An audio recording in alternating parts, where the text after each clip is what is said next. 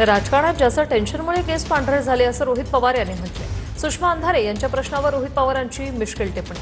पांढऱ्या केसांची शपथ दादांना न्याय दिल्याशिवाय राहणार नाही असंही रोहित पवार म्हणाले।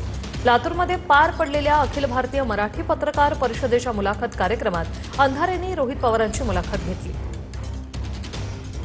जरी केस पांढरे झाले तरी लोक वेगवेगळे कलर डाय करून लोक केस काळे करतात। पांढऱ्याचं काळे करणारी माणसं तुम्ही मात्र काही केस अजिबातच काळे करत नाही।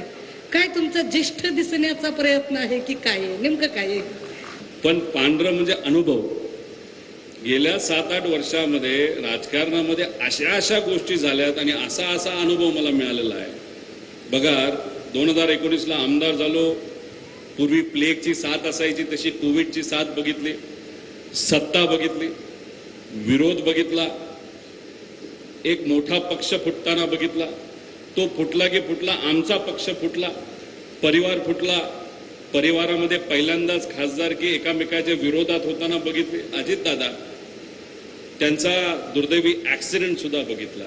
पण या पांढऱ्या केशाची शपथ एक तर दादांना न्याय दिल्याशिवाय राहणार